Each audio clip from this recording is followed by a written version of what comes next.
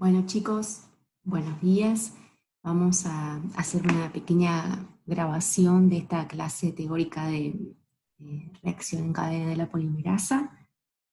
Vamos a arrancar con esta primera parte que tiene que ver con conceptos básicos de la PCR y una de las aplicaciones muy básicas también para la que se la utiliza, que es para realizar clonados.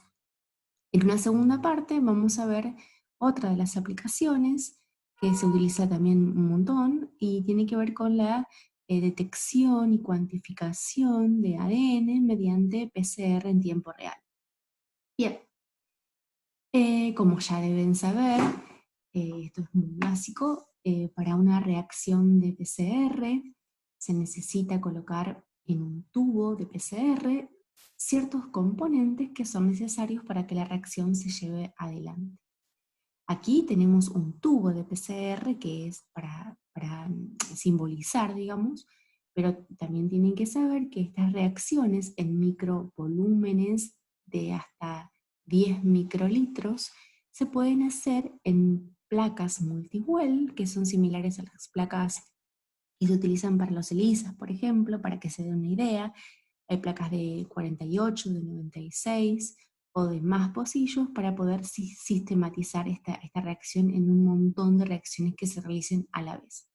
Entonces, volviendo al tubo, ¿qué necesitamos? Obviamente el ADN molde, ¿sí? Que es justamente nuestro molde sobre el cual se va a realizar la amplificación. Y me gusta siempre pararme aquí y preguntar bien, ¿qué tipo de ácido nucleico es el que se puede amplificar? Y sintéticamente, después vamos a profundizar, sabemos que podemos amplificar fragmentos de ADN genómico, de ADN plasmídico, o sea, podemos utilizar un plásmido como un mueble. Podemos utilizar también, que no está aquí, un ADN que sea un producto de PCR, ¿sí? O sea, lo que está aquí puede ser un producto de PCR, un fragmento muy pequeño. Y también ADN copia, que ya vamos a repasar en la segunda parte cómo era que se utilizaba el ADN copia, y la detección de PCR sobre el ADN copia es algo que está muy ahora en boga.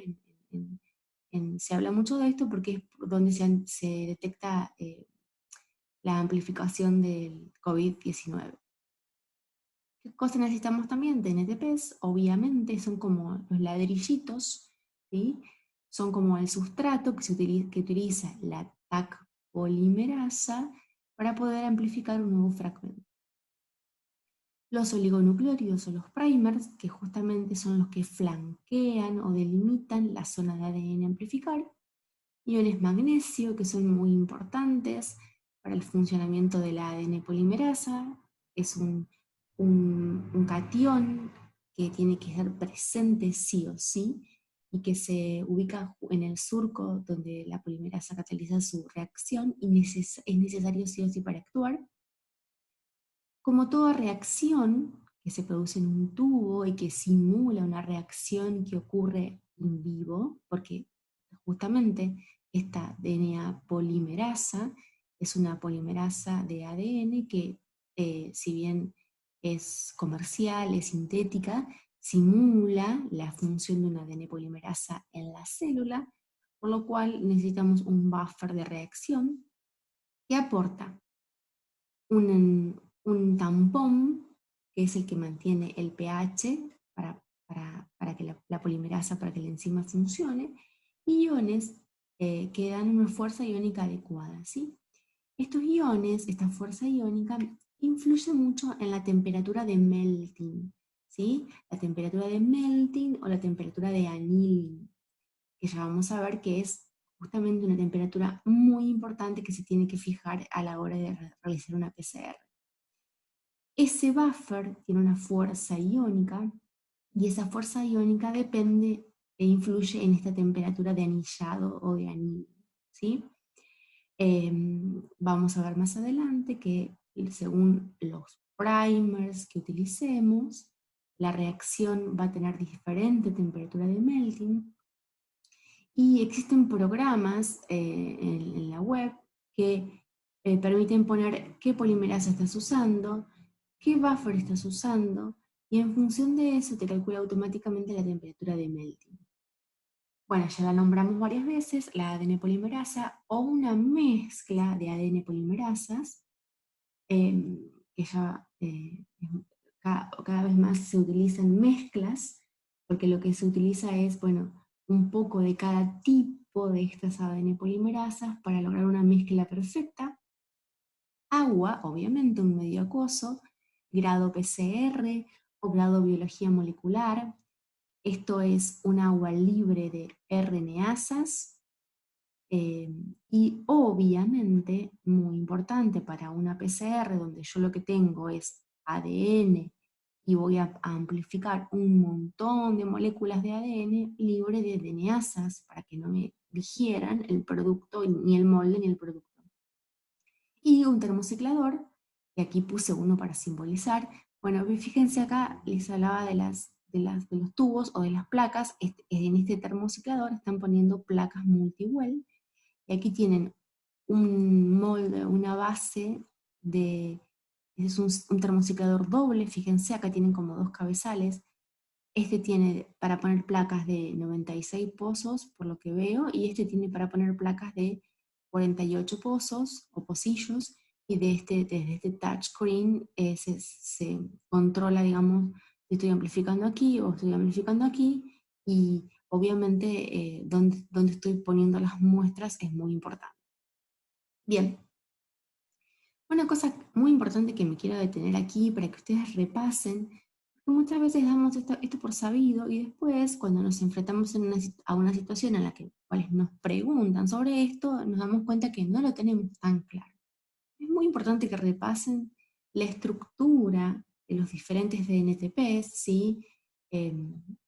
Justamente los grupos fosfatos, cuál es el fosfato alfa, cuál es el fosfato beta, cuál es el fosfato gamma, ¿sí? A dónde se localiza el azúcar, a dónde se localiza la base nitrogenada. O sea, es muy importante que ustedes tengan en claro esta estructura para poder de repente graficarla, esquematizarla, y también muy importante que tengan en cuenta cómo es que se cataliza la reacción. Quizás con Raquel en la primera clase de enzimas lo refrescaron, pero eso es muy importante que este tipo de enlace en el cual se van pegando uno a uno los DNTPs en función de su complementariedad con la hebra molde, que vendría a ser acá dice cadena, ¿sí? Esta es la cadena molde,'sí? Y esta es la cadena o la hebra que se está sintetizando en este sentido, ¿sí? En sentido 5' a 3', y que repasen cómo es que se va catalizando esta reacción. Bueno, que es el fosfato alfa, que se encuentra en esta posición, ¿sí? El que es el que ataca este grupo hidroxilo expuesto, y de esta manera se forma el enlace fosfodiéster, ¿sí? Se lo pongo aquí para que lo repasen, digamos, no que se sepan solo la formulita de memoria, sino que traten de nuevo de refrescar cómo es que se va dando esta reacción. Es muy importante que lo sepan. Entonces, se necesita una hebra molde, que aquí está.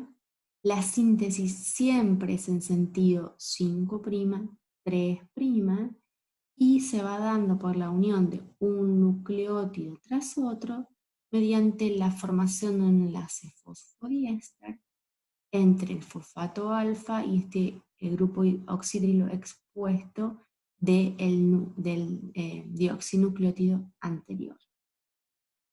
Bien, entonces volvemos a nuestro tubo o a nuestra placa con los elementos y vamos a hacer un ciclo de PCR. Vamos a recordar en qué consiste un ciclo de PCR. Aquí tenemos nuestro ADN molde, que tiene justamente graficadito aquí la doble hebra apareada, ¿sí? Entonces, el primer paso de un ciclo de PCR es la desnaturalización, en el cual yo caliento el tubo a entre 94 y 98, sí, aquí está simbolizado a 95, pero la temperatura, dependiendo de la TAC polimerasa que se utilice, puede ir entre 94 y 98 grados.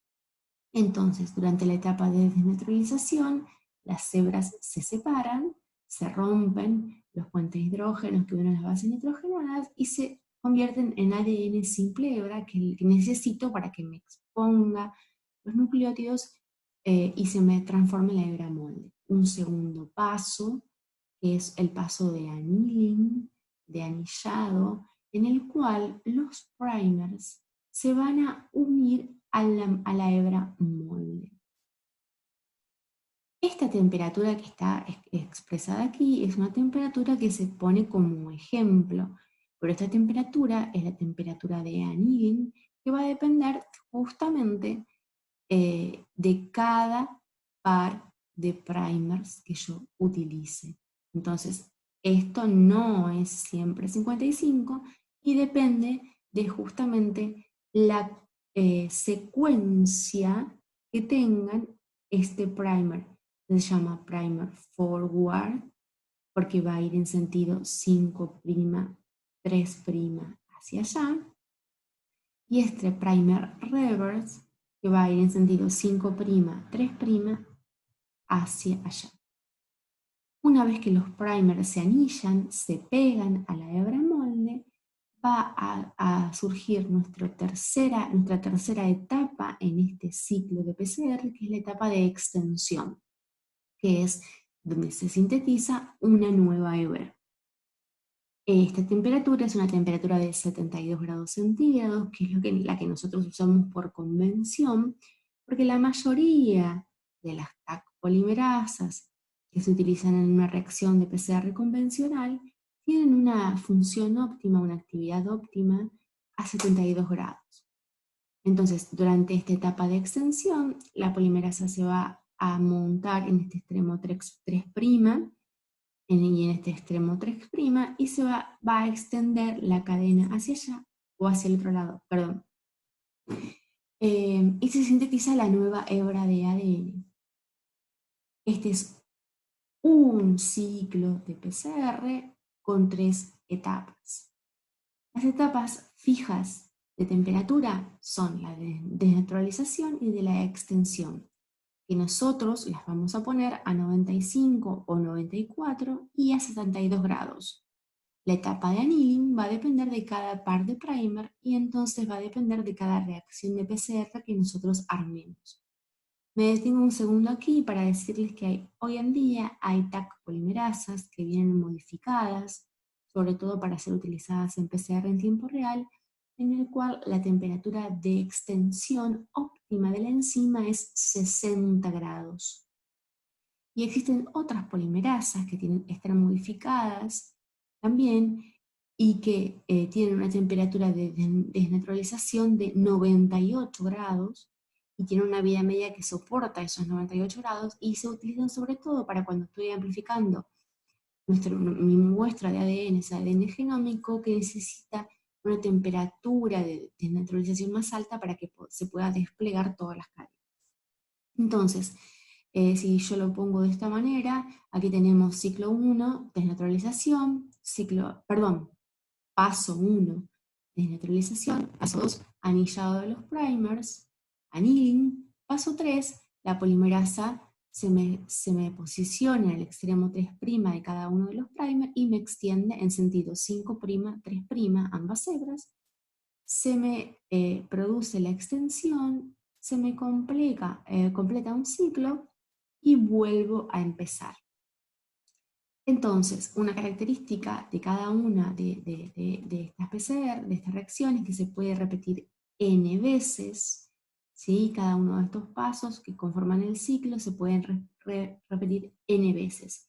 Con lo cual, si yo considero, bueno, aquí pongo 35 porque la mayoría de las reacciones se extienden por 35 ciclos, más allá no, porque si se extienden más de 35 ciclos, aquí tenemos una gráfica típica de PCR, en el cual en el eje X tenemos, se grafican los ciclos, y en el eje Y va a depender del tipo de curva.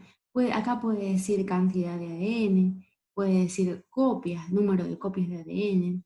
En PCR en tiempo real puede decir fluorescencia, ¿sí? Pero en definitiva siempre es el mismo tipo de gráfica, en el cual, o curva, perdón, en el cual tengo una etapa exponencial, una etapa lineal y un plató, que se alcanza más o menos en los 35 ciclos, que se da sobre todo cuando se ocurre un agotamiento de los reactivos o de la actividad de la DNA polimerasa. Entonces, una reacción de PCR tiene la ventaja que tiene una amplificación exponencial cuya fórmula es 2 a la n, donde n es el número de ciclos. Acá podríamos poner en este ejemplo 2 a la 35. Si yo grafico, esto me gusta siempre mostrarlos porque por ahí es medio básico, pero si ustedes se ponen con una hoja y un lápiz y aplican esta formulita, tienen esta gráfica, ¿sí? Si parto de una molécula, voy teniendo a lo largo de los sucesivos ciclos una amplificación exponencial. Si yo grafico esto, voy a tener tal cual esta gráfica, y entonces, donde en rojo ya voy teniendo esta zona que va haciendo entre el lineal y el plató. Acá les dejo un link a un videito, que es un videito de un proveedor, que es New England Biolab, que me gustó porque es muy, muy sintético y resume todo lo que yo les dije hasta ahora en 3 o 4 minutitos, y entonces se los dejo para que lo pinchen acá y lo miren si les interesa. Bien, entonces, ya tenemos nuestro tubo con todos los elementos. Vamos a empezar a hablar de muy, muy brevemente, ¿sí? Porque podríamos pasar hablándonos toda la clase de la DNA polimerasa, pero muy brevemente de la DNA polimerasa y las características de las enzimas eh, eh, polimerasas. Entonces, bueno, dirige la síntesis de ADN durante la replicación, es una DNA polimerasa, DNA dependiente, ¿sí? Ya lo dijimos, extiende en sentido 5' 3'. Y aquí les dejé una lista de los organismos donde se aislaron por primera vez estas enzimas. Originalmente se aislaron de la naturaleza, ¿sí? Como todo de los que nos servimos en biología molecular, tomamos elementos de la naturaleza que ya existen y luego los modificamos por ingeniería genética y los producimos por clonado molecular o sintéticamente. Estas polimerasas se aislaron de los microorganismos. ¿Y por qué es muy importante hacer esta aclaración? Porque justamente estos microorganismos son microorganismos que viven en regiones o en sitios donde soportan altas temperaturas. Y esto es muy importante porque, como dijimos antes, la temperatura de desnaturalización es 94 grados, con lo cual la enzima tiene que tener una vida media suficiente que se banque, que se soporte varios minutos expuestas a esta temperatura, ¿sí? La temperatura cualquier proteína se desnaturaliza inmediatamente, entonces es muy importante que sean lo que nosotros decimos termoestables, ¿sí? Necesitan iones de magnesio, como dijimos antes. Acá les hago una aclaración: una enzima no modificada, porque hoy existen otras, tiene una temperatura de extensión óptima de 72 grados, y las mezclas comerciales, que son un poco más caras, utilizan mezclas de las mismas entre enzimas más procesivas, como la tacopolimerasa, con enzimas que tengan actividad proofreading o capacidad de corrección de errores, como la PFU. Ya vamos a ver qué es la procesibilidad y qué es la capacidad de corregir errores. Entonces, refrescando un poquito, acá tenemos una típica reacción, probablemente la vieron en la clase número 1, ¿sí? La DNA polimerasa se extiende en sentido 5' 3'. Acá tenemos la hebra Monde, ¿sí? O el templado. Aquí tenemos el primer, o simbolizado lo que vendría a ser un primer. Y aquí tenemos el NTP que llega y cómo se une, ¿sí? A través de la acción de la ADN polimerasa que extiende en sentido 5' 3'. Ahora bien, la ADN polimerasa puede tener otras actividades que son muy importantes, como por ejemplo la actividad 3', 5' exonucleasa, ¿sí? Que es muy importante porque lo que hace esta actividad es ir corrigiendo, ir siempre revisando el último nucleótido que incorporó y viendo que no haya cometido errores. ¿Sí? Es como que siempre aquí va agregando DNTPs y mediante esta actividad lo que hace es revisar todo el tiempo el último que incorporó. O también una actividad 5', 3' exonucleasa, que no es muy deseable, excepto para ciertas funciones, como por ahí puede llegar a ser, lo van a ver, en la marcación de sondas, ¿sí? Lo que hace aquí es digerir eh, nucleótidos que incorporó, pero desde la posición 5', 3'. ¿Sí? Aquí va, empieza de atrás hacia adelante. Aquí lo que hace es va de adelante hacia atrás. Parámetros que definen a las ADN polimerasas y son muy importantes, los vamos a ver rápidamente: la especificidad, la termostabilidad, la fidelidad y la procesividad. Bien, ¿a qué se refiere con la especificidad? Bueno, es muy obvio esto, es la palabra lo dice, o sea, es la capacidad de poder amplificar un producto de PCR que sea específico. Entonces, acá tenemos un gel de agarosa, esto es un marcador de peso molecular, y aquí tenemos un ejemplo en el cual el mismo ADN molde, el mismo templado, con los mismos reactivos y los mismos primers, DNTPs, en el mismo ciclado, utiliza dos ADN polimerasas distintas. Una ADN polimerasa que se llama non-host start, que es una polimerasa común, y una polimerasa modificada que se llama hot start polimerasa. Aquí tienen la corrida electroforética, en la cual pueden ver, en este caso, donde se utiliza una ADN polimerasa común, la banda que corresponde al producto de PCR o al amplicón esperado, y en el fondo, lo que pueden ver aquí, este chorreado, nosotros lo llamamos un chorreado, tiene que ver con todos productos de PCR no específicos, amplicones no específicos. En el caso de utilizar una hot start polimerasa, tienen solo un producto de PCR específico. ¿Qué diferencia la hot start de la no hot start? Justamente, aquí me voy a detener un segundo. La DNA polimerasa es una enzima, que dije antes, que lo que hace es extender a una temperatura óptima de 72 grados. ¿Sí? Ahora bien, no es que solo puede actuar a esa temperatura, puede actuar a temperaturas menores. Entonces, mientras yo voy armando mi tubito con todos los reactivos, esta ADN polimerasa puede empezar a actuar y puede empezar a amplificar los productos inespecíficos. ¿Qué tiene la hot start? Tiene un anticuerpo pegado, ¿sí?, en su sitio activo. Esto obviamente es un esquema. ¿Qué implica?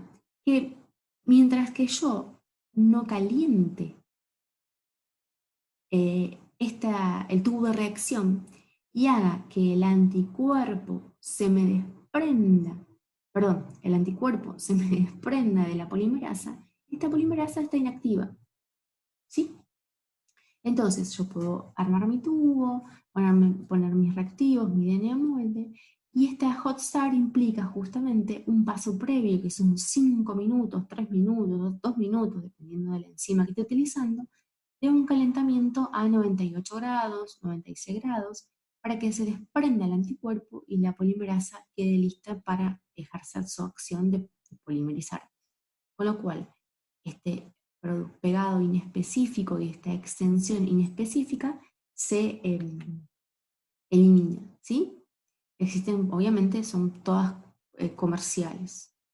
Entonces, justamente la especificidad podría definirse como la capacidad de la polimerasa de poder extender y amplificar únicamente mi producto específico. Para eso, lo que se encontró como solución es impedir que actúe antes de tiempo para dar lugar a todos estos productos, y la solución que se encontró por el momento es pegar un anticuerpo en el sitio activo y requerir un calentamiento para que este anticuerpo se desprende y la polimerasa esté activa únicamente en el momento en que puede actuar. Este paso se hace al principio, ¿sí? Se hace solo una vez. antes del ciclado convencional se le agrega un calentamiento para que se desprenda el anticuerpo. Otro parámetro importante es la fidelidad, y que tiene que ver con que el producto, el amplicón que amplifique, justamente sea sin mutaciones, lo más parecido posible, la amplificación sería lo más fiel posible al molde. Aquí les puse una tablita donde hay un montón de tipos de DNA polimerasa, son todas comerciales. La Platinum es la que se utiliza de elección. Obviamente, más vamos para arriba, aumenta la fidelidad comparada con la TAC, pero créanme que también aumenta de esta manera el precio. Con lo cual, este tipo de enzimas se utilizan únicamente cuando lo que yo quiero es amplificar un producto de PCR para, por ejemplo, clonar un fragmento de ADN para poder expresar una enzima recombinante que sea igual a la de la naturaleza, ¿sí? Entonces, este parámetro de fidelidad justamente se logra gracias a esta actividad 3'5' exonucleasa, que es como un dominio, acá está muy esquematizado, pero bueno, esto vendría a ser la polimerasa, perdón. La polimerasa, aquí tienen el dominio polimerasa y aquí tienen el dominio 3'5' exonucleasa. Algunas enzimas, según la aplicación que se le quiere dar a la enzima, este dominio lo tienen mutagenizado, con lo cual esta capacidad no la tiene la enzima, ¿sí? Por lo tanto, no nos aseguramos que sea capaz de corregir errores y su fidelidad es muy baja. Otro parámetro que define las polimerasas es la procesividad, ¿sí? Acá está esquematizado obviamente, es una enzima poco procesiva y altamente procesiva. Básicamente lo que es la procesividad es la cantidad de nucleótidos que es capaz de incorporar la enzima antes de desprenderse, en en un único evento de binding. O sea, la polimerasa se une aquí y empieza a incorporar nucleótidos de NTPs y a copiar el molde. Cuanto más nucleótidos pueda incorporar sin desprenderse, más procesiva es, ¿sí? Obviamente va a depender del tamaño del producto de PCR que yo quiero amplificar. Si es un producto de PCR de 200 pares de bases, probablemente no necesite una enzima tan procesiva. Si es un fragmento de 5 kilobases o de 5000 pares de bases, voy a necesitar una enzima más procesiva. Obviamente, lo mismo que pasaba con la fidelidad, cuanto más procesiva es una enzima, más cara es. Entonces tiene que ver mucho con el tipo de producto que yo quiero amplificar. Acá, a modo de ejemplo, les puse dos polimerasas que son las más ampliamente usadas en un laboratorio de biología molecular, que es la TAC polimerasa y la PFU, ¿sí? Y va a depender obviamente de según la aplicación que yo le quiero dar. Fíjense, por ejemplo, la TAC polimerasa tiene una fidelidad baja, o sea, tiene una tasa de errores por nucleótido polimerizado, y en cambio la PFU tiene una actividad 3'5' exonucleasa muy importante.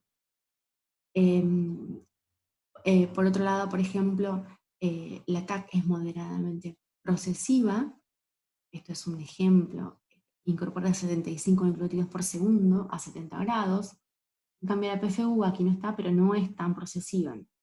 Entonces, en función de lo que yo quiero amplificar, puedo utilizar una o la otra, o bien se hacen como mezclas, ¿sí? Por ejemplo, la TAC se utiliza para mutagénesis, porque tiene una capacidad de corrección de errores muy baja. Entonces, si yo quiero introducir una mutación, voy a crear una polimerasa que no se dé cuenta que está incorporando un error. En cambio, si yo quiero expresar una proteína recombinante para producir una enzima que no puede tener errores, porque si por ejemplo me comete errores, me incorpora un codón stop prematuro y voy a tener una proteína que no va a ser la que voy a querer, utilizo PFU, ¿sí? Como ejemplo. Hoy en día existen otros tipos de mezclas de enzimas. Bien, acá les dejo un ejercicio para que piensen un poco sobre las ADN polimerasas.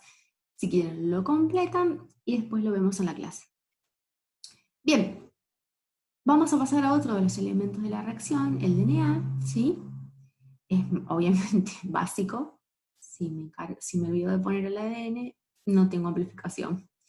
El tipo de ADN que voy a usar, como les dije antes, es ADN genómico, ADN copia, ADN plasmídico, y aquí podría incorporar también un mismo producto de PCR. O sea, esto es un producto de PCR, lo puedo purificar y lo puedo utilizar como un molde de nuevo en una nueva reacción de PCR.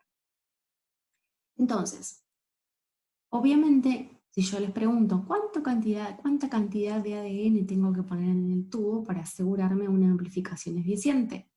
Bien, esto va a depender de la complejidad del ADN y de el tamaño. Fíjense, en el caso que yo ponga un plásmido, voy a estar con 0,5 picogramos o nanogramos de ADN, molde, esta es la cantidad de ADN de partida, voy a tener amplificación. Si estoy poniendo ADN genómico, que es mucho más complejo, tiene mucho contenido de C, cuesta amplificarlo, voy a tener que estar poniendo concentraciones por encima de los dos, bueno, no, por encima no, pero fíjense si yo comparo aquí, eh, vamos a poner en el 5 picogramos y tengo un producto de PCR detectable, aquí tengo 400 picogramos y no veo nada. Entonces, va a depender obviamente del tipo de templado que utilizo, ¿sí? No es lo mismo amplificar sobre un plásmido que amplificar sobre el ADN genómico. Y piensen un poquito por qué ocurre esto. Algo ya les dije, pero bueno, piensen un poquito ustedes. Los DNTPs obviamente se utilizan en una mezcla de 4. Comercialmente vienen ya listos, las mezclitas, que generalmente vienen a una concentración de 0,2 milimolar cada uno, o vienen por separado, se compran por separado y las mezclas de los 4 se hacen en el laboratorio, en la mesada, y obviamente son muy importantes y la concentración de los DNTPs es muy importante también para lograr una amplificación. Mi pregunta aquí, para que la piensen, es ¿qué ocurriría si pongo una cantidad escasa? ¿Sí? Bueno, aquí tienen una respuesta, pero formulen la respuesta ustedes, a ver si la pueden entender. ¿Y qué ocurriría si coloco un exceso de DNTPs? Básicamente, interpreten esta imagen y traten de encontrar una explicación y cualquier cosa lo vemos, ¿sí? Acá tengo un exceso y acá tengo nada o muy poco. Bien, ¿por qué ocurre esto? ¿Qué piensan acá que pasa? Y muy importante también es el buffer, aquí está marcado el buffer, ya les expliqué de la importancia del magnesio. Mi pregunta ahora aquí es, ¿qué ocurriría si coloco menos magnesio o me olvido de poner magnesio en el buffer de reacción? Y aquí podríamos pensar también, ¿qué pasa si pongo más? Si pongo un exceso de magnesio. También hay cosas que pasan, ¿sí? Piensen un poco, busquen y lo charlamos.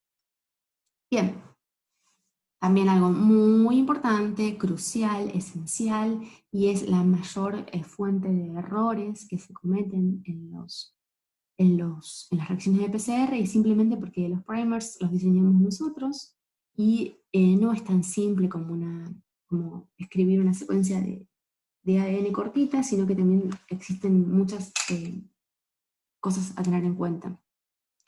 Los primers, obviamente también es muy importante en la concentración en la que los coloco. Acá tienen un ejemplo, así desde 0,04 micromolar de cada uno de los primers del par hasta 1 micromolar. Fíjense qué pasa acá. Empiezan a aparecer bandas no específicas, ¿las ven?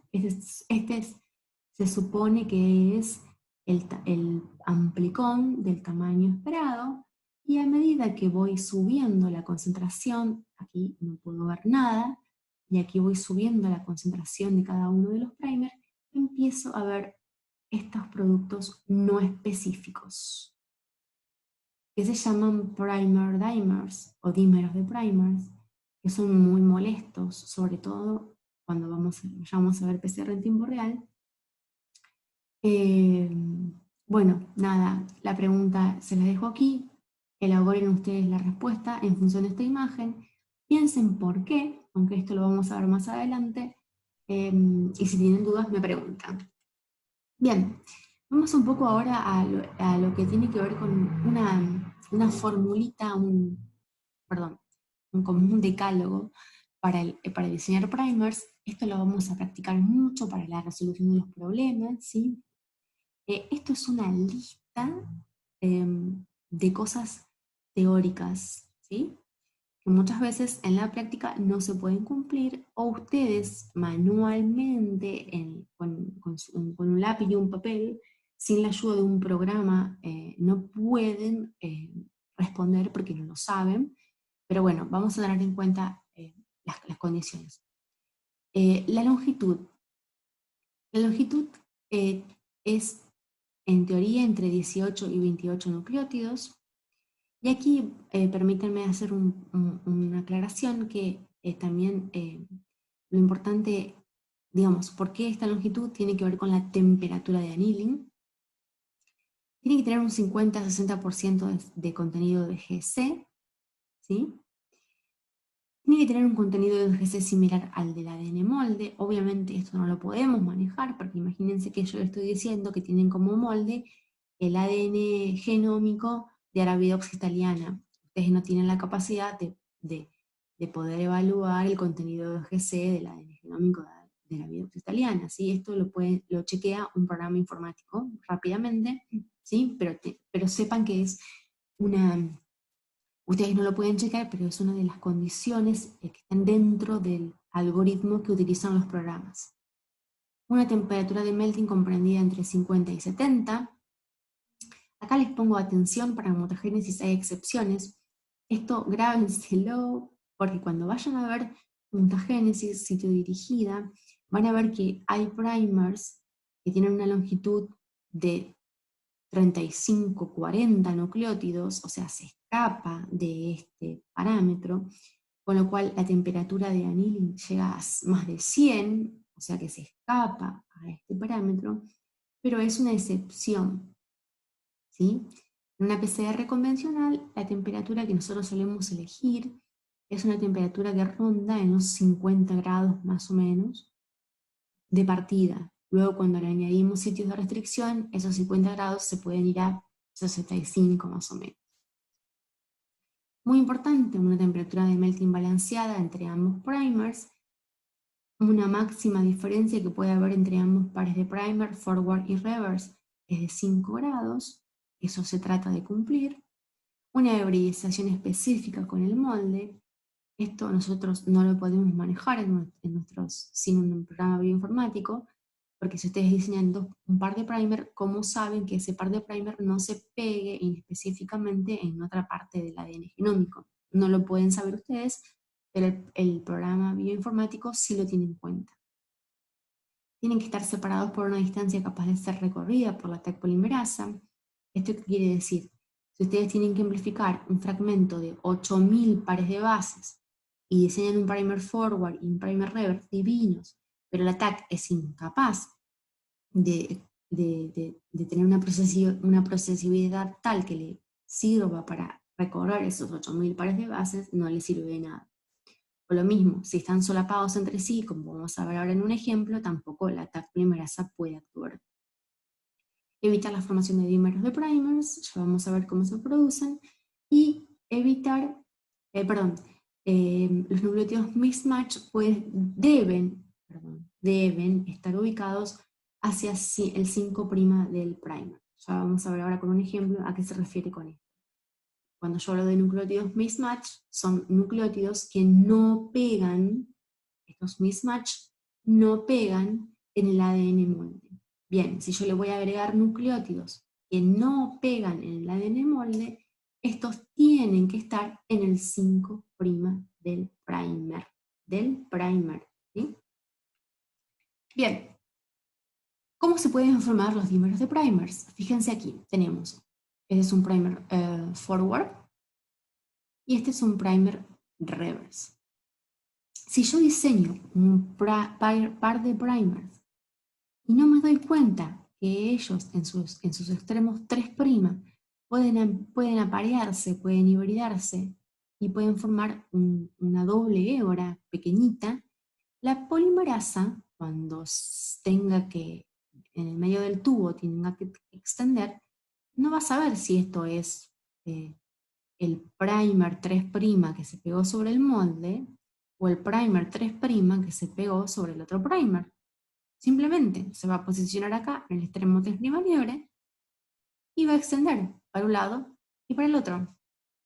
Con lo cual, se me formó un producto de PCR pequeño que es nada más ni nada menos que un dímero de primer. Y voy a estar consumiendo DNA polimerasa, voy a estar consumiendo DNTPs, voy para atrás un segundo para mostrarles, y se me va a estar produciendo todos estos productos de PCR inespecíficos justamente porque la polimerasa va a estar un poco ocupada en el producto específico y un poco ocupada o distraída en amplificar estos dímeros de primer. ¿Sí? También los primers pueden formar self-dimer, es decir, aquí tenemos un ejemplo donde tenemos un primer forward y un primer reverse. Ahora, ¿qué pasa si este primer forward se puede pegar sobre sí mismo? Es lo que mostramos acá. ¿Sí? Esto de lo que ven aquí como bad o worse es, eh, yo puse este primer o un par de primer en un programa informático y lo que te dice es el, el programa es si estos primers son buenos y malos o malos. Obviamente lo que hace es un delta G, lo calcula en función de las energías, pero básicamente lo que uno puede mirar simplemente es si te dice que está ok o que está muy mal.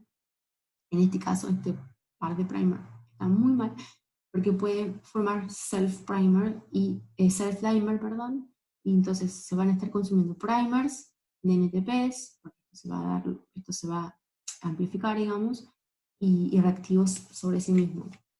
O también pueden formar airpins, que en este caso es un primer forward con un primer reverse, ¿sí? Se pegan dos primers. Aquí se pega el mismo primer con otro primer. O aquí el mismo primer puede dar una vuelta y hibridarse sobre sí mismo.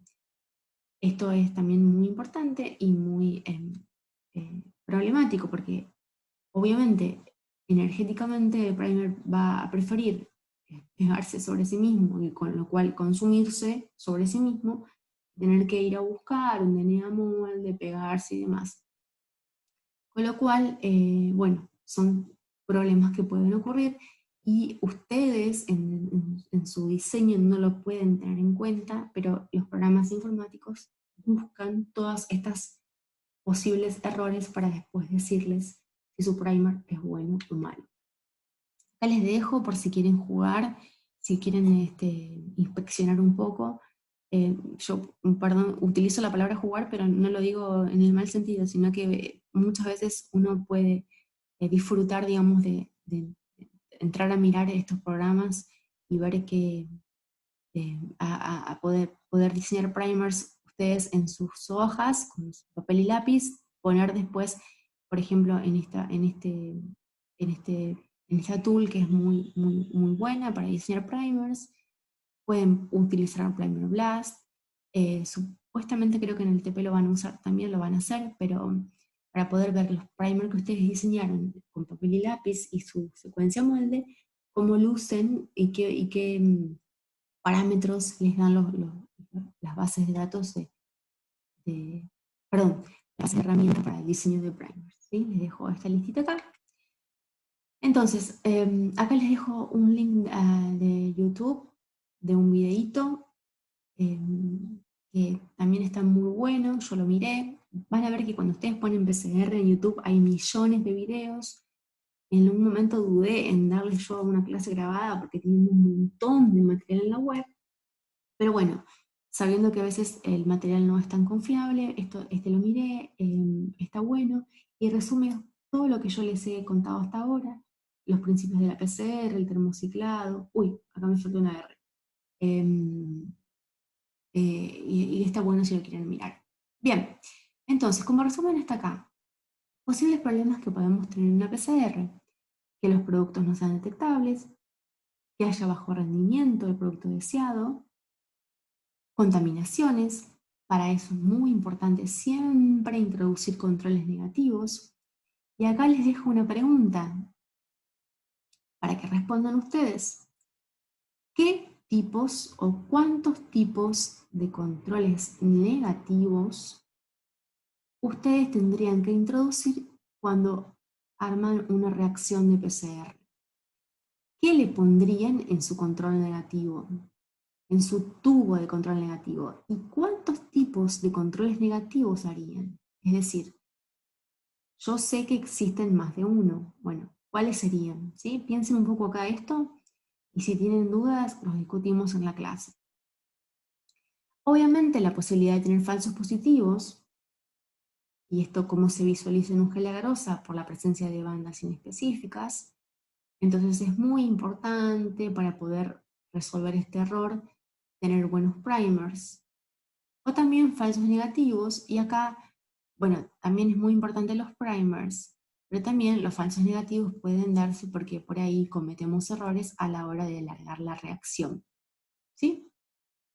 Entonces, parámetros muy importantes para poder tener estos problemas en cuenta y que no ocurran es la concentración de las enzimas, la concentración de los NTPs. Fíjense que vayan para atrás y vean el sitio de agarosa. La concentración de magnesio, les dejé la pregunta, ¿qué pasa si pongo más o menos? La composición y la concentración de los primers, ¿sí? También es muy importante. Entonces, estos parámetros de los reactivos son muy importantes a tener en cuenta. Y hay parámetros que tienen que ver con el ciclado. La temperatura y el tiempo de la desneutralización. Uno de los primeros problemas de PCR, de la guía, les dice, bueno, ¿qué pasa si yo la temperatura de desneutralización de 94 la llevo a 98? ¿Qué pasa si en lugar de dejar 30 segundos de desneutralización, dejo una hora de desneutralización? ¿Qué pasa ahí? ¿Qué puede ocurrir? La temperatura y el tiempo del annealing o del anillado de los primers, esto también es muy importante. Y el tiempo de extensión, que por lo general para una polimerasa convencional no modificada, una TAC polimerasa común, nosotros tomamos 1 minuto de extensión por cada 1000 pares de bases de amplicón. ¿Sí? Esta es como la convención que nosotros tomamos cuando tenemos que armar un termociclado. 1 minuto por cada 1000 pares de base de extensión. Déjenme decirle que existen hoy en día TAC polimerasas que en vez de 1 minuto necesitan 5 segundos para recorrer 1000 pares de bases, ¿sí? Son mucho más veloces. Pero bueno, nosotros para la resolución de los problemas tomamos 1 minuto por cada 1000 pares de bases de extensión. Vuelvo para acá arriba, para la resolución de los problemas tomamos una temperatura de 94 grados y un tiempo de desnaturalización de 1 minuto también, ¿sí? 94 grados, 1 minuto. Pero recuerden que esto tiene que ver con la complejidad del DNA molde que yo voy a utilizar. No es lo mismo amplificar sobre un producto de PCR que sobre un ADN genómico con mucho contenido de CG, para lo cual voy a necesitar una temperatura más alta para que todas esas CGs, esos puentes de hidrógeno que unen las CG, se me abran, se me rompan. Y todo esto tiene que ver con el efecto Plateau. Recuerden que esto es por el agotamiento de los reactivos o la desnaturalización de la enzima por los 94 grados de desnaturalización, por lo cual nunca dejamos un ciclado más de 35 ciclos. ¿Sí? Piensen un poco en esto. Si quieren, fíjense en los primeros problemas de la guía de PCR, donde hay algunas preguntitas de estas, y las vemos en la clase. Si no, seguramente en las clases de TP se lo pueden preguntar a los profes. Bien, vamos a unas aplicaciones utilizando PCR. Bueno, el aislamiento de genes, ¿sí? O sea, si yo conozco un gen, hoy en día los genomas están completamente secuenciados en la mayoría de los organismos, puedo diseñar primers específicos que me permitan, a partir de un organismo, hallar un gen. Secuenciación, lo van a ver en la teoría de secuenciación, ¿sí? Para secuenciar un fragmento de ADN se utiliza una ADN polimerasa, entonces una de las aplicaciones utilizando PCR es la secuenciación, digamos. En realidad utilizando el principio de PCR, ¿sí? Clonado molecular y qPCR en tiempo real, real-time PCR, para, por ejemplo, análisis de la expresión génica o para detección de carga viral. Antes poníamos siempre el ejemplo de HIV para detectar carga viral, pero vamos a utilizar como ejemplo, perdón que se los mencione nuevamente, pero para el diagnóstico de COVID. Y en este caso van a tener que, les voy a pasar un problemita para que resuelvan, ¿sí? Tipo actividad para, pero bueno, esto va a ser en la segunda parte. Vamos a ver ahora algo de clonado, ¿sí? Entonces, supónganse que ustedes quieren utilizar la PCR como herramienta para el clonado y hay muchos problemas en la guía para que ustedes practiquen cómo hacerlo. En pocas palabras, lo que ustedes van a recibir un ADN molde, ¿sí? Ustedes van a recibir la secuencia de un ADN molde y se les va a pedir a ustedes que diseñen un par de primer, siempre un par de primer, un primer forward y un primer reverse, para poder clonar el fragmento X en un vector X utilizando PCR. Entonces, lo primero que ustedes van a tener que hacer es posicionarse sobre el molde y diseñar un par de primer. Primer forward y primer reverse. Los primers siempre los tienen que escribir ustedes en el papel, siempre en sentido 5', 3'.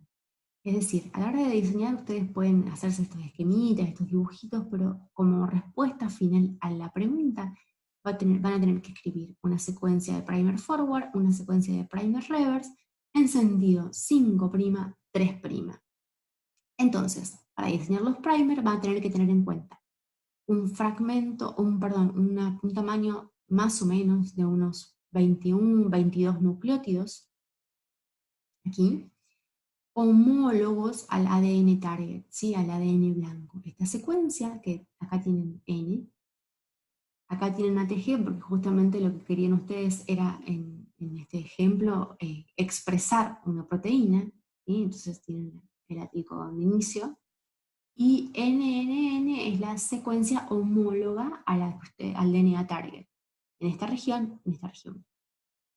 Luego lo que tienen que hacer es agregarle el sitio de restricción, les podemos decir cuáles son los sitios que tienen que usar, o ustedes los van a tener que elegir en función, obviamente, de los sitios de restricción que están presentes en el DNA target y en los sitios de restricción que tenga el sitio múltiple clonado del vector que ustedes tienen que elegir. Entonces, 18, 20, 21, 22 nucleótidos homólogos a la secuencia molde que ustedes tienen, el sitio de restricción que eligieron o que les pedimos, y por último, 3 nucleótidos en el extremo 5' del primer, que tienen que ser Cs o Gs. Esto es muy importante porque estas COG lo que hacen es generar una unión más fuerte en el extremo 5' del primer con el molde, ¿sí? Entonces siempre son 3 nucleótidos que son Cs o Gs, el sitio de restricción que ustedes elijan y 18, 21, 22 nucleótidos que peguen en el ADN molde. 18, 20, 21, 22, ¿por qué? Porque en realidad lo que importa aquí es la temperatura de annealing que tenga este fragmento de primer que pegue sobre el ADN molde. Acá, bueno, les puse la teoría, ¿sí? Por lo general nosotros usamos temperaturas más bajas, porque ¿Por qué usamos temperaturas más bajas? Porque son primers más cortos, primers más baratos, ¿sí? Cada nucleótido que ustedes incorporen para sintetizar un primer puede costar entre 25 centavos a $1 cada nucleótido que ustedes eh, diseñen o le agreguen ustedes lo mandan a diseñar, el costo es 25 centavos a $1 por base. Obviamente, cuanto más corto lo hagan, siendo este primer específico, más barato y mejor. Una temperatura de melting balanceada para ambos, eso ya lo dije antes, con máximo de 5 grados. Entonces, lo primero que hacen es diseñar un primer, luego amplifican mediante una reacción de PCR. Aquí tienen que ustedes escribir cómo ustedes setearían el termociclador. Luego, un paso de digestión con las enzimas que ustedes utilizaron, en este caso EcoR1 y BAM-H1. Tanto el producto de PCR se digiere como el vector. Acá hago un paréntesis, es muy importante que ustedes recuerden el uso de enzimas compatibles, porque puede ser que utilicen un tipo de enzima en el primer, en el primer para amplificar su producto y digieren el vector con las enzimas compatibles correspondientes, o lo mismo. Muchas veces se marean porque ustedes dicen, no tengo enzimas en el vector y esas enzimas están dentro del producto de PCR que voy a amplificar, con lo cual no puedo digerir ese producto porque se me va a cortar el fragmento en el medio. Pero tengan en cuenta que le pueden agregar al primer las enzimas compatibles, las enzimas del vector. En este caso de Cuban no sería el caso, pero si hablamos de XHO, de XBA, de sal, hay un montón de enzimas que están presentes en los sitios múltiples de clonado del vector que tienen enzimas compatibles que pueden usar. Entonces, volvemos. Digerimos el producto de PCR y el vector con enzimas de restricción, purificamos los productos de digestión, ligamos y obtenemos nuestro clon y vamos a transformar bacterias, ¿sí? Serían como los pasos sintéticos a seguir. Hay otros vectores que están diseñados que, por ejemplo, no utilizan enzimas de restricción.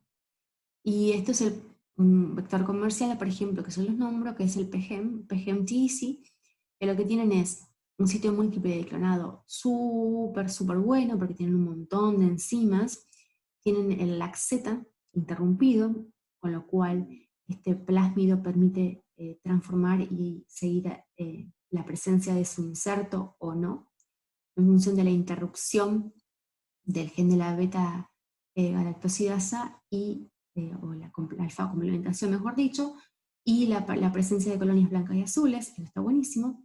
Y además no usa enzimas de restricción, ¿por qué? Porque tiene una colita de té en ambos extremos expuestos. Si yo amplifico un producto de PCR con la ADN polimerasa, la ADN polimerasa lo que hace es, en el final del producto de PCR, dejarme una colita de A, que se me puede aparear perfectamente con estas T que están sobresaliendo de este vector que está abierto, ¿sí? Uno lo compra comercialmente y está abierto.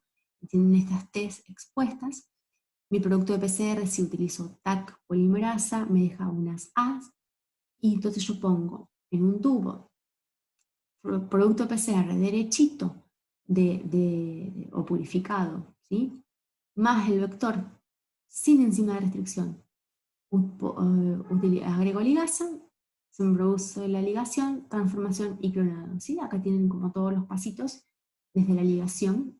Entonces lo único que ustedes tienen que hacer es hacer el producto PCR, purificarlo, si no están seguros que tienen un producto único, ligar, transformar, y una vez que tienen las colonias, chequear cuáles tienen o no el clon de interés.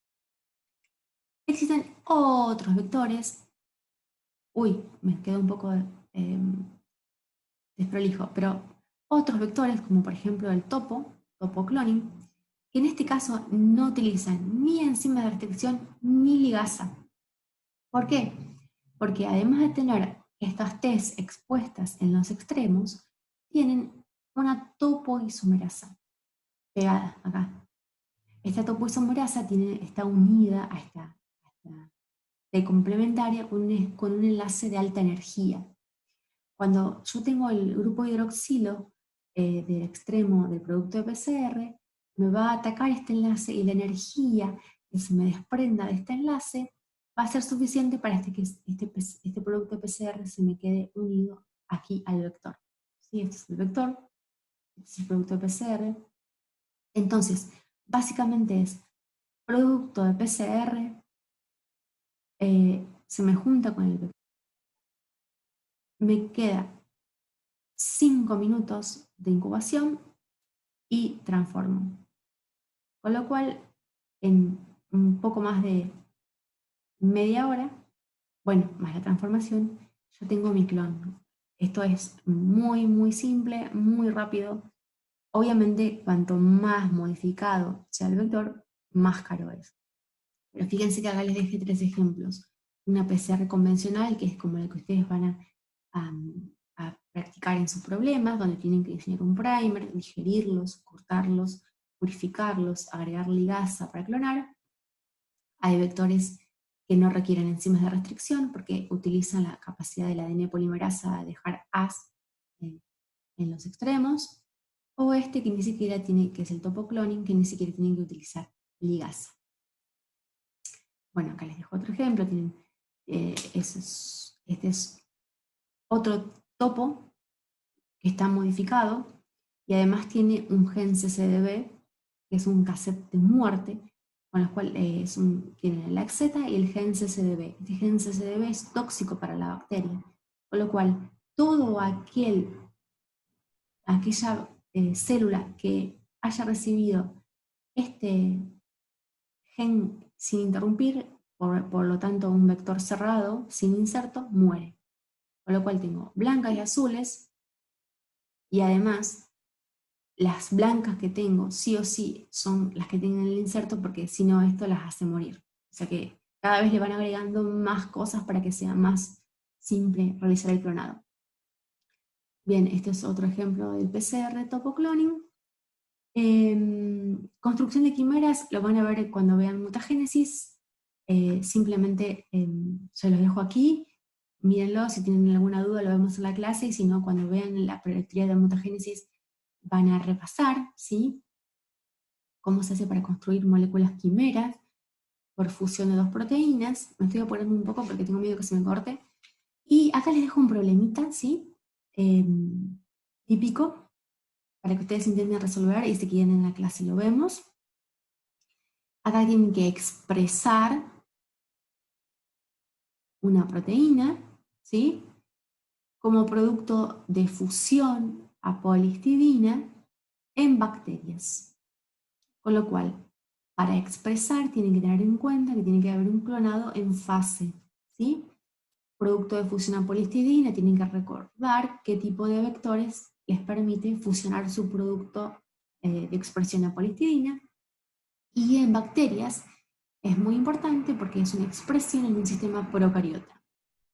Entonces, les dan la secuencia de ADN copia de la proteína en cuestión, que es COX-17, les dice que la tienen clonada en PGMTIC, y como método de partida, como paso inicial, lo que ustedes tienen que hacer es diseñar un par de primers, ¿sí?